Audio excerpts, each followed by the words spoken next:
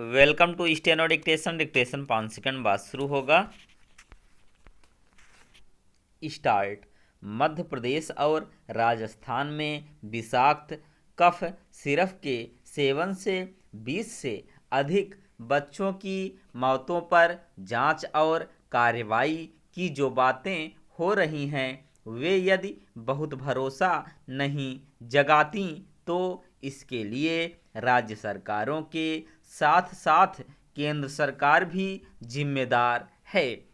एक तो लोगों को चिंतित करने वाले इस गंभीर मामले में कथित ठोस कार्रवाई शिथिल ढंग से हो रही है और दूसरे समस्या यानी विषाक्त दवा के बनने एवं बिकने की दोषपूर्ण प्रक्रिया को जड़ से ठीक करने के लिए वैसे प्रयास नहीं हो रहे हैं जैसे होने ही नहीं दिखने भी चाहिए थे।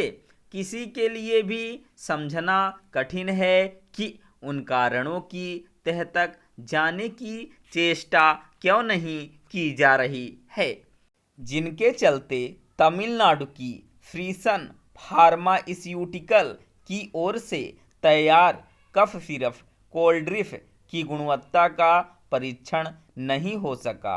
इस नाकामी का नतीजा यह हुआ कि विषाक्त कफ सिरप बनी और उसकी आपूर्ति भी हो गई।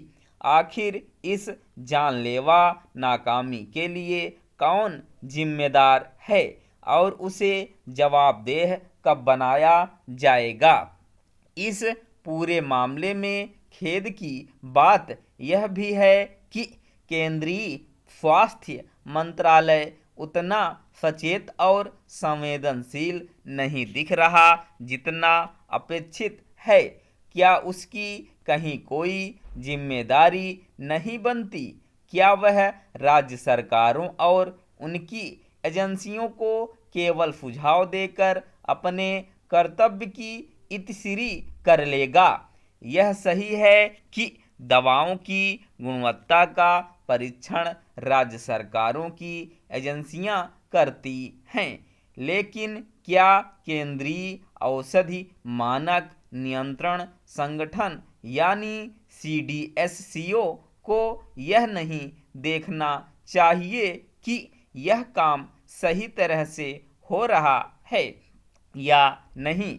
आखिर ऐसी नियामक संस्था किस काम की जो राज्यों की एजेंसियों को सही तरह काम करने के लिए बाध्य न कर सके? यदि कफ सिरप से बच्चों की मौत के मामले में दोषी लोगों को कठोर दंड का भागीदार बनाकर कोई नजीर स्थापित नहीं की गई तो दोयम दर्जे की दवाओं के निर्माण का सिलसिला थमने वाला नहीं।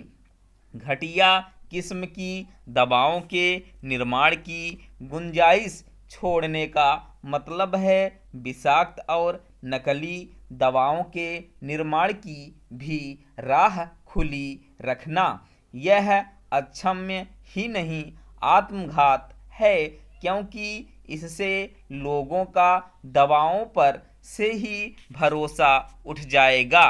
यह व्यवस्था भी किसी बड़ी खामी का प्रमाण है कि हर माह जो ड्रग अलर्ट जारी होता है उसमें कई दवाओं के सैंपल फेल पाए जाते हैं।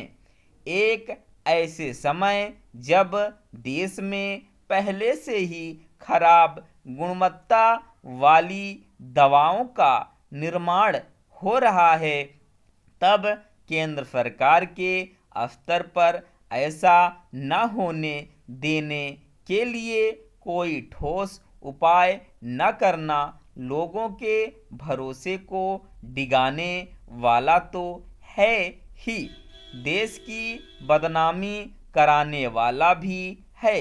क्या भारत घटिया किस्म की दवाओं का निर्माण करके खुद को दुनिया की फार्मेसी होने का दावा कर सकता है। स्टॉप।